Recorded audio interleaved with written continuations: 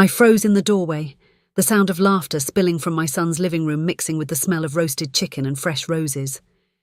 It was Mother's Day, and for the first time since my husband died, I had agreed to come over, even though his new wife Jenna never made me feel welcome.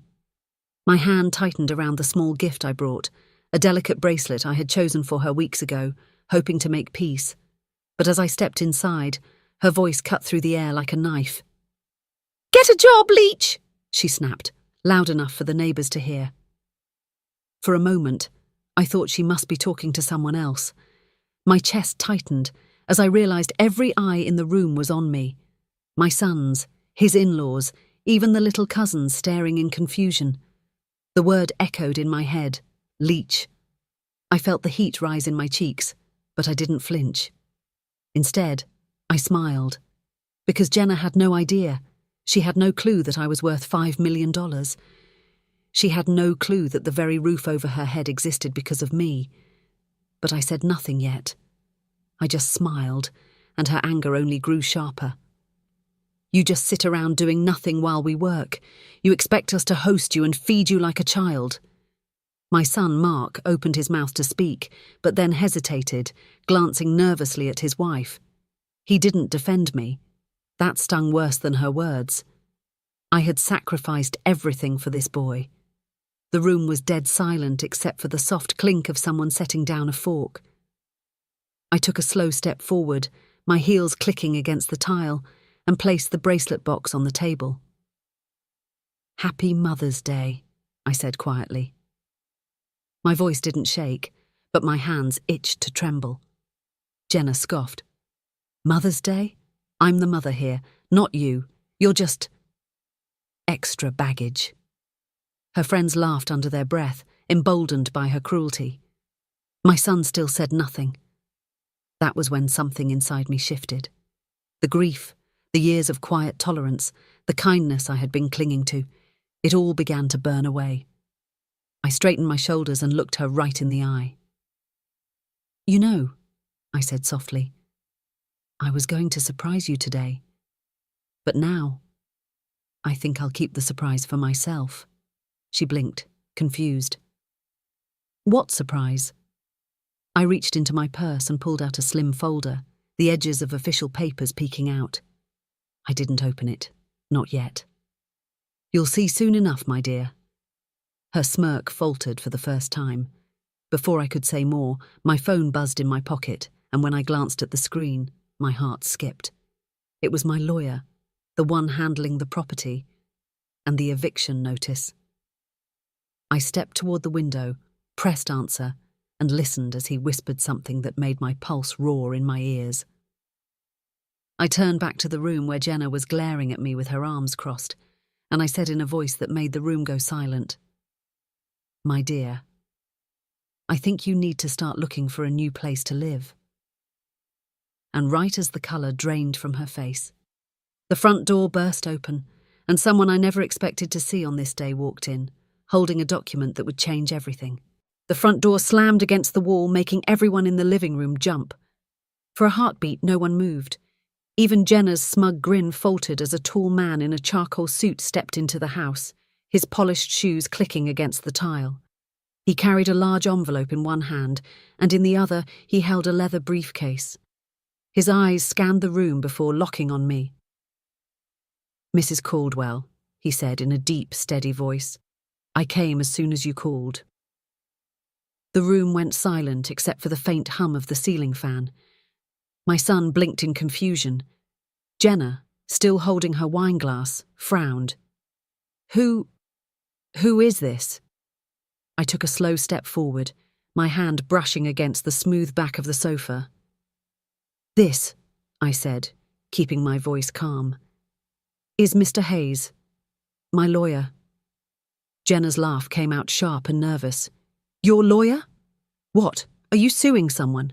Don't tell me you're still holding on to some imaginary inheritance or whatever." Mr. Hayes's expression didn't change. He walked into the living room with the confidence of a man who owned the place. He stopped right in front of Jenna and handed me the envelope.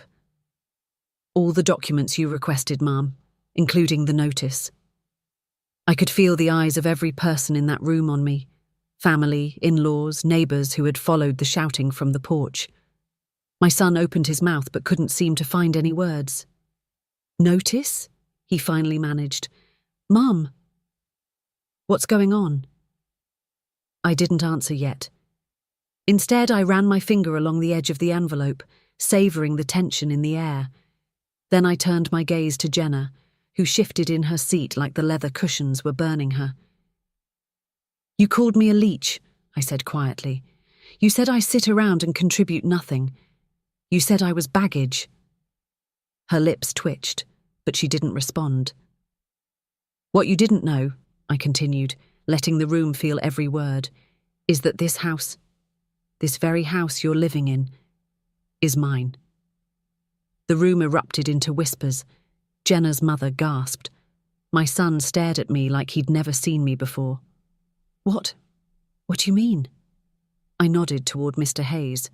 He opened his briefcase, pulled out a glossy deed, and laid it on the coffee table. My name, in bold black letters, stared up at them. "I bought this house 10 years ago when Mark was still in college," I explained. "I let him live here. I let you live here, Jenna. I didn't ask for rent. I didn't ask for anything. I just wanted to see my son happy."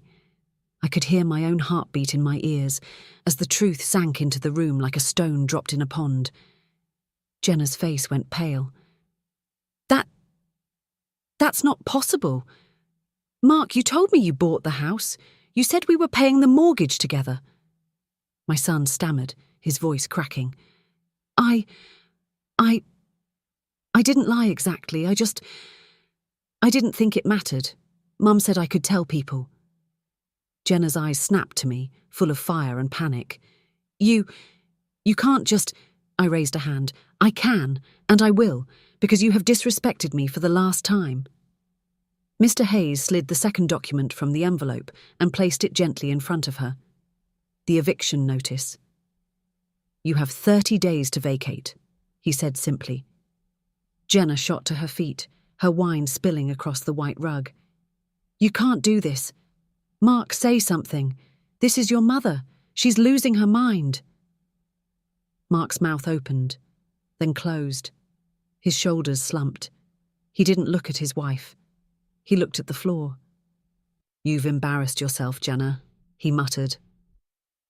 I turned toward the window, feeling a mixture of pain and vindication twist in my chest. This wasn't how I wanted Mother's Day to go. I had planned to bring flowers, to share a quiet meal, to maybe feel loved for once in that house. Instead, I was here, heartbroken but resolved. But then, a sudden crash shattered the moment. A glass broke somewhere behind me. Someone screamed. When I spun around, Jenna's father had risen from his chair, his face red as a beet, and he slammed his fist on the table. "You listen here!" he roared. "You think you can throw my daughter out? You think you can humiliate her like this? We'll fight you in court. You won't get away with this." Mr. Hayes didn't even blink. "You're welcome to try," he said coolly. "But the deed and the will are airtight."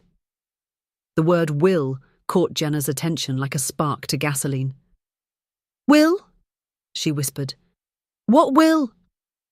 I took a deep breath. My heart pounded with both fear and anticipation.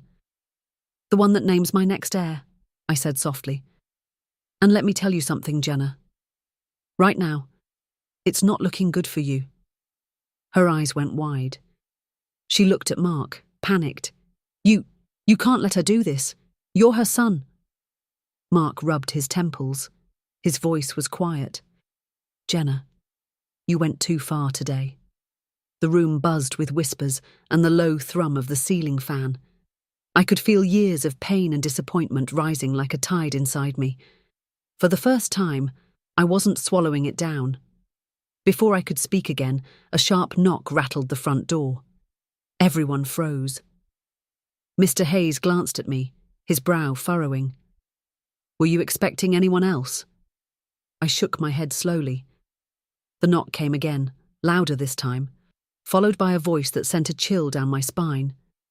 "Mrs. Caldwell? We need to talk about your son. It's urgent." I felt the blood drain from my face. Because that voice, it belonged to a detective. The room froze as the sharp, commanding knock echoed through the hallway again. For a moment, no one dared to move. Even Jenna's furious breathing had gone quiet.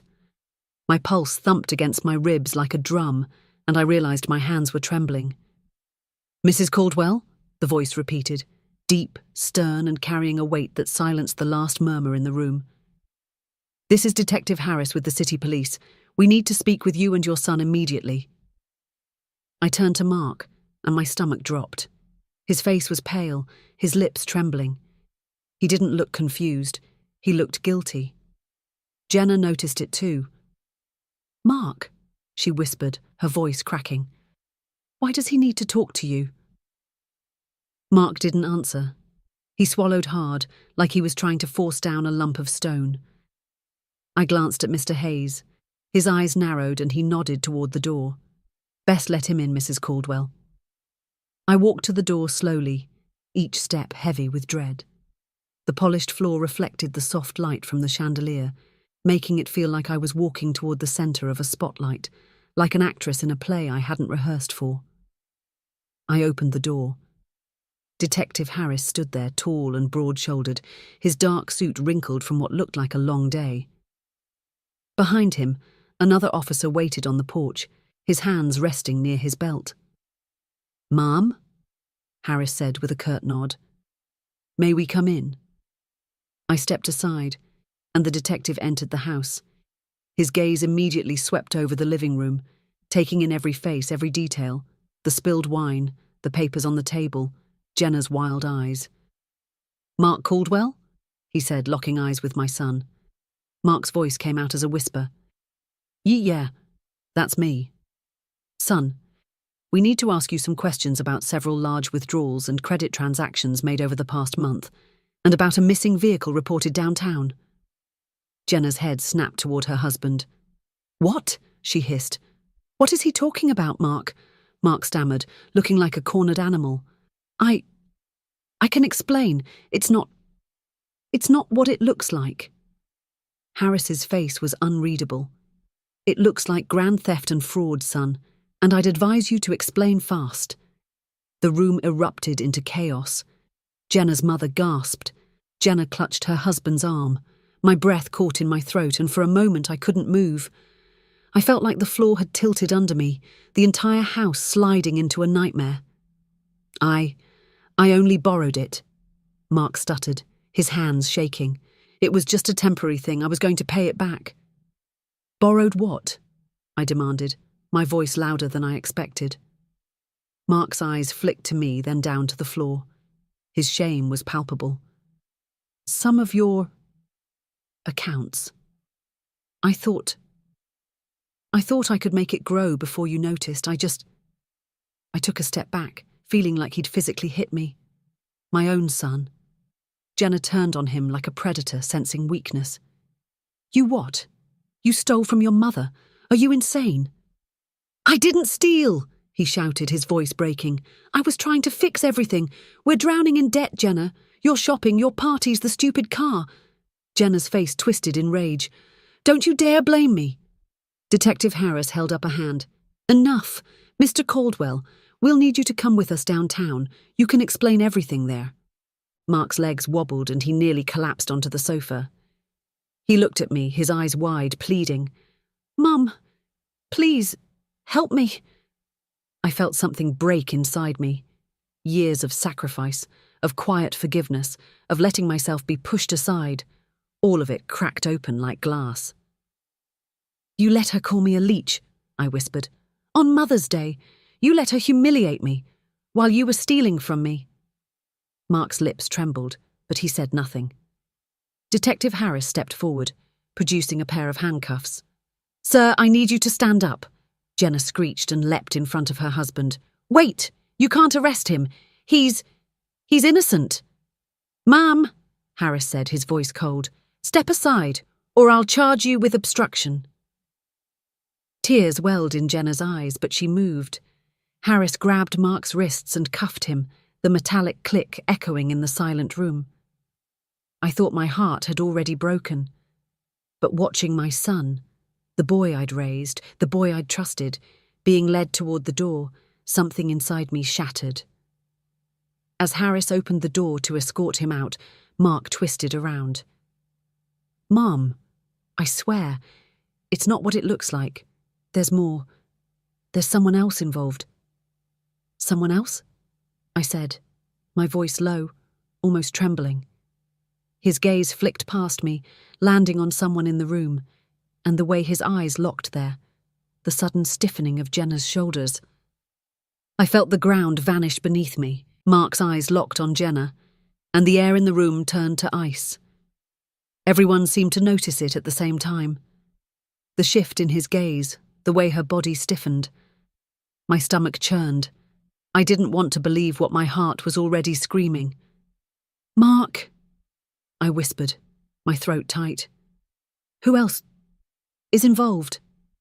He hesitated, his face pale, eyes darting like a trapped animal. Detective Harris held his arm but paused, watching the exchange with sharp curiosity. Then, in a voice that was almost a growl, Mark said, "Jenna." A wave of whispers and gasps rippled through the room. Jenna's mother clutched her pearls. Jenna, wide-eyed, shook her head violently. "What? Me? How dare you? Don't you dare drag me into your mess, Mark." Mark's voice rose, filled with desperation and rage. "You made me do it. You said we needed money fast. You said you couldn't live in a house like this anymore, that it was embarrassing." "I never told you to steal," she screamed, her face flushing red. "I said to find a better job, not whatever this is." Detective Harris tightened his grip on Mark. "Mr. Caldwell, if she's involved, now's the time to explain. Lying will only make it worse." Mark was shaking. "She told me about this investment guy, this crypto thing. She said it was a guaranteed win. I pulled some money from Mum's accounts just temporarily to flip it. But then it vanished. And when I told her, she said, 'Lies!' Jenna shrieked, stomping her foot like a child throwing a tantrum. "He's lying because he's scared. He's trying to blame me for his mistakes." Her voice cracked, but her eyes, they flickered. Just for a second. Guilt. I felt a mix of anger and heartbreak surge through me. You both used me," I said, my voice trembling. Jenna whirled toward me, her face twisting into something ugly. "Oh, don't start with your victim act, Patricia. You sit there in your fancy chair with your jewellery and your little smirk acting like you're so much better than us. Enough!" My voice came out sharper than I expected. Everyone froze. Even Detective Harris glanced at me. I stepped forward, every muscle in my body rigid. "I gave you everything. My home, my support, my patience. And on Mother's Day you humiliated me. You called me a leech, while you were bleeding me dry behind my back." Jenna's mouth opened, but no words came out. Detective Harris cleared his throat. "Mrs. Caldwell, I'll need to take both of them in for questioning. If she's involved, we'll find out. But before that, we need to check your financial records immediately. It could help us locate the missing funds." I nodded, numb, and led him to my office. The rest followed in a tense procession. My office smelled faintly of cedar and old books, the walls lined with shelves of family photos, now taunting me with frozen smiles. I unlocked my desk and pulled out the folders, my hands steady despite the storm in my chest. "Here," I said, handing them over. Harris scanned the papers, his expression unreadable. "This is, substantial," he muttered. "When did you last check your accounts, ma'am?" 2 weeks ago, I said. "Everything was intact then." He nodded and began calling in information over his radio. Meanwhile, Mark sat on the edge of a chair, his cuffed hands trembling. Jenna paced like a caged animal, her heels clacking against the wood. Then Harris's radio crackled. "Detective, we've got something. Several transfers flagged, large amounts, multiple accounts, same recipient, offshore. Looks like Cayman Islands." The room went dead silent. Jenna froze mid-step. Mark closed his eyes, and my heart felt like a stone in my chest. Harris's eyes flicked between my son and his wife. "Which one of you authorised offshore transfers?" Mark stuttered. I didn't. But Jenna. She didn't answer. Her face turned chalk white. Mum? Harris said, stepping toward her. Did you authorize these transfers? Her lips quivered. Maybe. I didn't think it would. Mark's head snapped toward her. You! He roared, his voice breaking. You told me it was local. You said we'd flip it in 2 weeks. Jenna covered her face with her hands and started sobbing. My stomach twisted with a mixture of anger and vindication. You called me a leech, I said softly, and you were robbing me blind. Jenna dropped her hands, mascara streaking down her cheeks. I thought we'd fix it before you noticed. I thought. A sudden knock interrupted her babbling. A sharp, heavy knock at the front door. Everyone jumped. Harris frowned. He motioned to his partner, who moved toward the entryway cautiously. The knock came again, louder this time. Then a voice boomed through the door. Federal agents, open up. The knock thundered again and the voice roared louder. Federal agents, open the door now! Detective Harris snapped into action, signalling his partner to open the door slowly while keeping a hand near his weapon. My chest pounded as the heavy door creaked open and 3 federal agents in dark suits stepped into my living room. Their presence was like a storm cloud swallowing the light, their badges glinting, their eyes scanning the room with icy precision. One agent, tall and broad-shouldered, spoke first. Patricia Caldwell. I swallowed hard and nodded. Yes, that's me. We're here on behalf of the Financial Crimes Division, he said, his voice firm. We need to speak with you regarding suspicious offshore transfers connected to this property. I gestured weakly toward Detective Harris. The police. They already know. My son. The agent cut me off. We are coordinating with local law enforcement, ma'am. But these transactions just triggered a federal investigation. We need to confirm your safety and gather immediate statements. Mark slumped in his chair, looking like he'd aged 10 years in 10 minutes. Jenna stood frozen, her eyes darting like a cornered animal. Harris nodded toward the agents. They were just admitting to unauthorized transfers. I was about to bring them in for questioning. The lead agent's gaze hardened on Mark and Jenna. So the suspects are your son and his wife? My throat constricted at the word suspects, but I forced myself to nod. Yes. I didn't know. Until today. They've been stealing from me. The room went silent except for the faint hum of my grandfather clock. Then the agent stepped forward and said, Ma'am, can you confirm the total amount that has been moved offshore without your permission? My voice shook. I believe it's over $3 million. Mark flinched. Jenna whimpered. The agent scribbled something on his notepad. All right, we'll need to take both individuals into federal custody tonight. There is a high risk of asset flight. Jenna suddenly bolted toward me, dropping to her knees. Patricia, please, you can fix this. Just tell them we'll pay it back. Tell them you knew. I don't want to go to prison. Her nails dug into my skirt, her mascara-streaked face looking desperate and small. Get away from me, I whispered, my voice cold. You called me a leech. You stole my life. And now you want my mercy? Mark finally spoke, his voice cracking.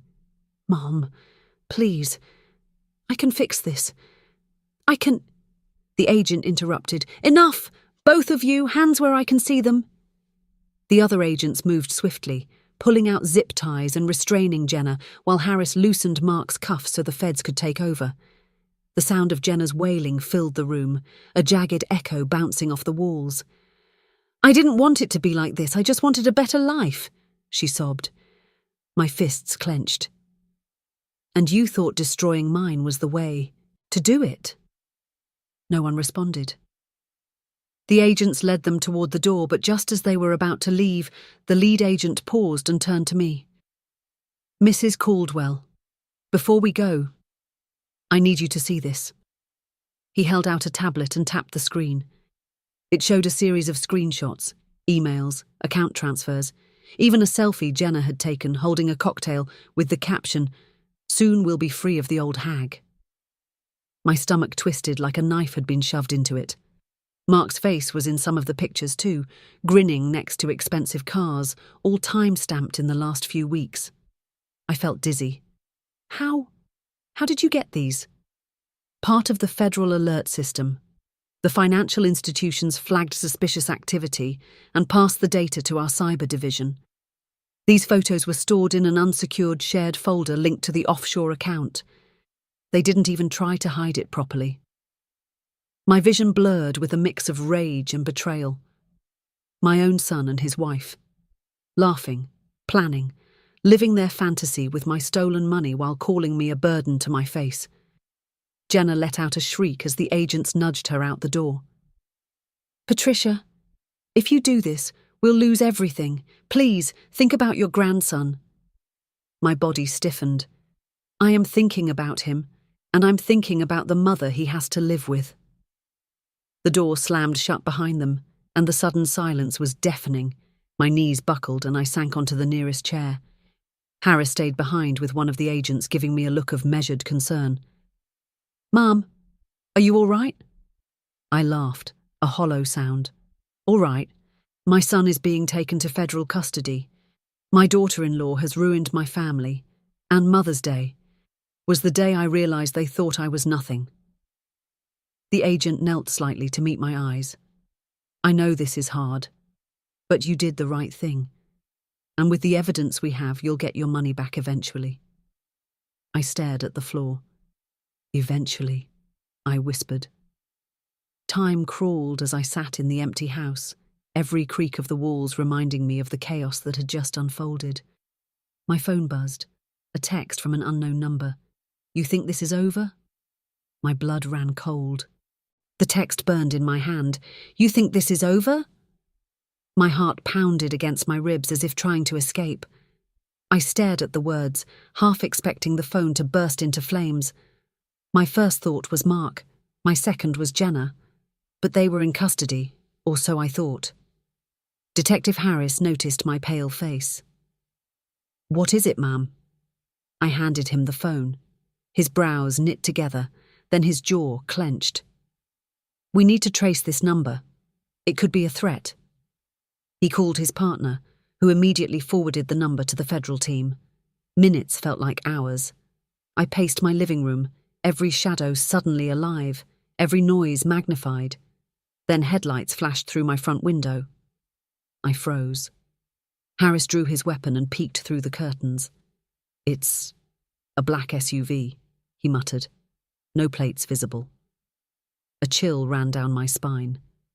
The SUV idled for a moment, then slowly rolled down the street and disappeared. Harris turned to me. "We'll get you protection for the night. They might be trying to scare you into withdrawing charges or staying quiet." "I'm not scared of them anymore," I said, though my voice betrayed the tremor in my chest. "They already took everything they could. I won't let them take my peace too." Just then, Harris's partner called back. "Detective, we traced the number. It's a burner phone purchased by Jenna." I let out a bitter laugh. Of course. Even in custody, she finds a way to torment me. The next morning, the federal agents returned. They'd searched Jenna's and Mark's devices and found chat logs that chilled me to my core. Conversations about moving the old woman out, using guilt to drain her accounts, and even a plan to sell my house if I ever went into assisted living. My hands shook as I read the messages. "My own son," I whispered. The lead agent nodded solemnly. "We've got enough to charge them with wire fraud, elder exploitation and conspiracy. But you need to know, this case will be public. There will be press." I closed my eyes. I thought of the neighbours, the gossip, the shame. Then I thought of Mother's Day, standing in my own kitchen while Jenna screamed, "Get a job, Leech!" and my son said nothing. My shame had already been public that day. "Do it," I said. "Charge them with everything." The weeks that followed were a whirlwind of court appearances, paperwork, and endless questions. I learned things I wish I hadn't, like how Mark had tried to use my social security number to apply for a loan, and how Jenna had laughed about selling my jewellery for quick cash. But something unexpected happened too. The community rallied around me. Friends I hadn't heard from in years showed up at my door with meals, flowers, and kind words. Even neighbours who had whispered behind my back stopped by to apologise. "You didn't deserve this," Mrs. Walker from next door said, gripping my hands, "and you're stronger than any of us realised." By the time the trial began, I was ready. I wore my best navy suit and pearl earrings. I walked into the courtroom with my head high. Mark wouldn't meet my eyes. Jenna tried to smirk, but the weight of the handcuffs killed the effect. The prosecutor laid out every piece of evidence, the bank records, the chat logs, the photos, the text threats. My heart ached with every detail, but it also hardened. This was the price of betrayal. When I took the stand, I told the truth. I spoke about the Mother's Day humiliation, the stolen money, the sleepless nights, and the shock of learning that the people I loved most saw me as disposable. I saw a few jurors wipe their eyes. After 3 days, the verdict came back. Guilty on all counts. Jenna burst into tears. Mark lowered his head, his face grey. The judge's voice was firm. "You exploited and betrayed the very person who gave you everything. This court sentences you both to 8 years in federal prison with restitution of $3.2 million. A wave of emotion washed over me, relief, sadness, and a strange, quiet pride. I had survived. Outside the courthouse, reporters swarmed asking how I felt. I looked into the cameras and said, "I raised my son with love. I opened my home to his wife. They called me a leech, but I know my worth, and it's more than money." Months later, on the next Mother's Day, I sat in my sunlit garden sipping tea with friends. The air smelled of lilacs. My phone buzzed with messages from neighbours and old acquaintances wishing me love and strength. I looked at the photo of my younger self and whispered, "We made it." The pain would never fully vanish, but I had my peace back. And when I finally logged into my bank account, seeing the first wave of recovered funds returned to my name, I smiled. I wasn't just worth $5 million. I was worth my dignity, my freedom, and the strength to stand alone. And no one would ever call me a leech again.